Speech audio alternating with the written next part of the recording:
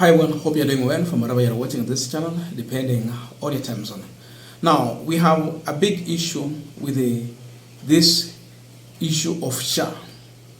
SHA replaced NHIF, and there was a promise that they are going to reduce corruption that has been happening because we have some hospitals that were swindling money from the taxpayers. Because remember, either SHA or NHIF, it was your money. So it was your tax. It was supposed to serve your interest. They reduced that money for your treatment. But there was a problem. So SHA came in as a solution. By the way, it is raining here. So sorry for the situation, but we have to continue with this. So I was saying that SHA came in as a solution to the problem that was there. Let me just close the window, because I think the noise is too much. Now, I was saying that SHA came in as a solution, but what we are seeing, it is not a solution, it is now a disaster. In fact, people are preferring NHIF against SHA. The issue of non-existing hospitals getting money from SHA.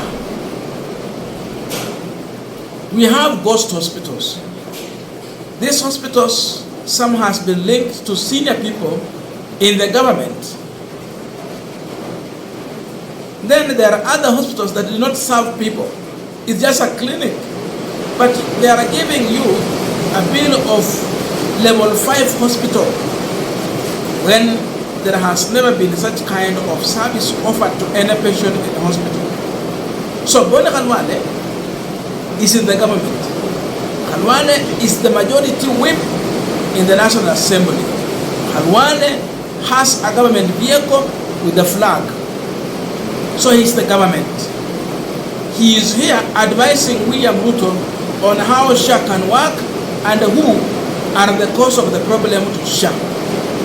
According to Bwana Khalwale, there are 3 people who Ruto should fire, and then after firing, arrest, let them be charged in the court of law.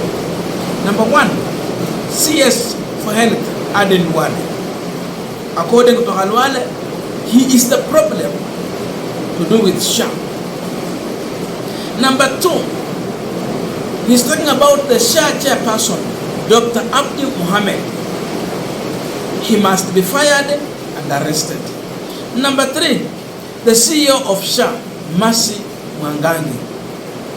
In Khalwale's world, these are the people who are the problem with the SHA. Therefore, arresting these people is going to serve the interest of the people, because then they will face the full force of the law. Huyu ni mtu wa serikali anaongea, sio mtu wa opposition. Waizi wako watatu, President Ruto, sikia. Ninasema mbele ya hiyo kanisa. Mwizi namba 1 ni waziri wako kwa maneno ya SHA, Aden Duale. Mwizi. Mwizi wa pili ni mwenyekiti wa SHA, anaitwa Dr. Abdi Mohammed. Mwizi. Mwizi wa tatu ni mkurugenzi mtendaji, the CEO wa SHA, anaitwa Mercy Mwangangi. President William Ruto, you know me, I fight corruption.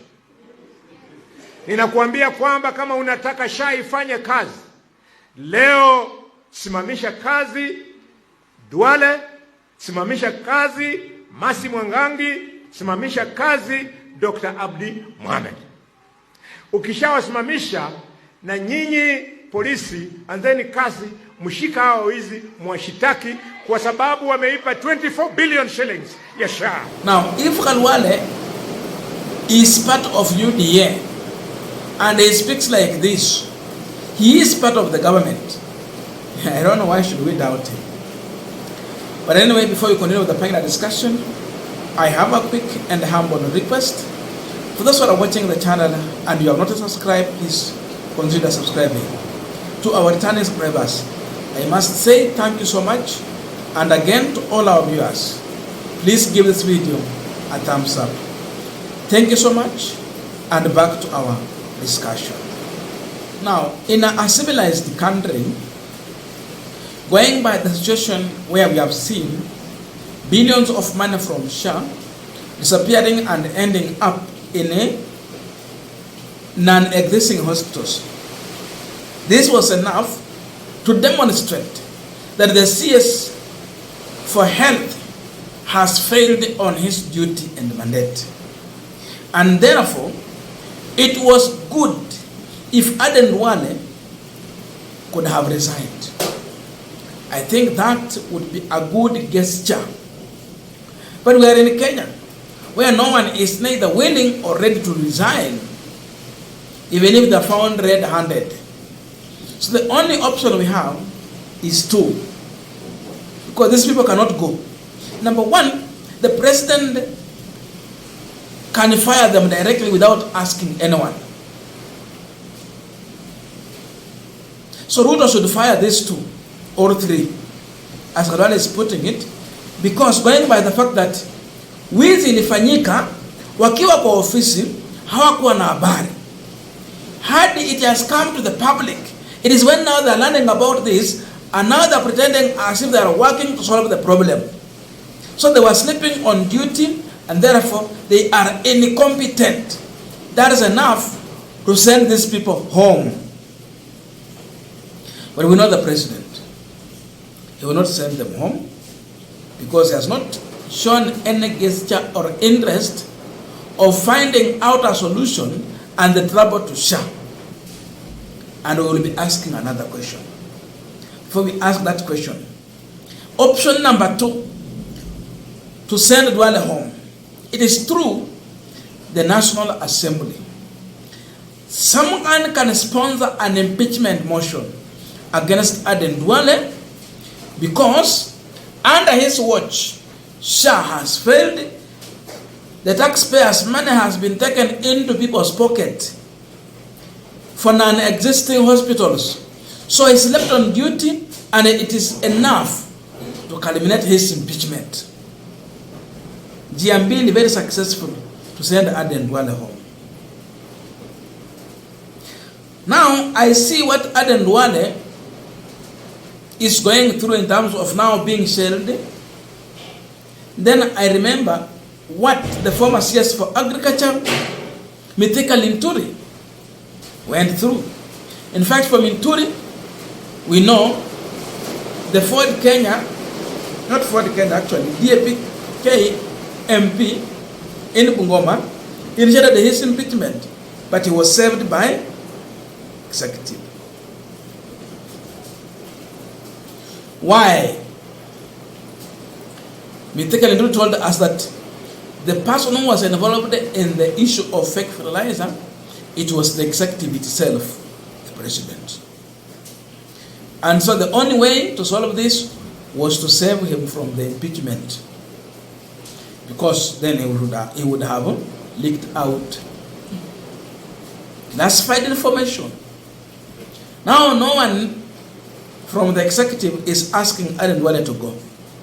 Why? People are raising questions. Is the president a beneficiary of the shambolic session in SHA? If he's not a beneficiary, why is he silent? The loud silence then confirms that there's a possibility this is a wide scheme that involves the president in all this. And that's why Aden Duale is walking scot-free. He's talking here and there. And we asked so many questions. Manala Kadwale raised issue about St. Mary's Hospital under the stewardship of Catholic Church. The Catholic bishop or father in Kakamega came out and complained about how SHA has failed the hospital to an extent it cannot pay the workers. After that, we saw Aden Duale storming the hospital. We saw the father being forced to come in public and speak now positively about SHA and the government. People are asking, kwani huyu father ni muongo ama Aden Duale ndio muongo ama akina Khalwale ndio waongo? Majority of Kenyans believe that the father was forced by Aden Duale and the regime to say what he said. But the truth has been hidden. Moving from NHIF to SHA, there was money. Why didn't everyone who was already in NHIF move in the system with their records in terms of money? Now, many hospitals have never recovered from NHIF pending money that were not submitted to the hospitals. Is a big problem. So, Boni Khalwale, a majority whip in the national, in the Senate, is here speaking to William Ruto and advising him accordingly. I don't know your views, but please let us know in the comment section to continue with this discussion. Thank you so much, and see you in our next video. By the way, I'm very sorry. I have a problem with my ring light. Haifanyi kazi, ni kama imeungua. That's why our video is not clear. So sijui tutafanya aje kazi, but I'm now in that dilemma. Sorry for that, but we will try our best.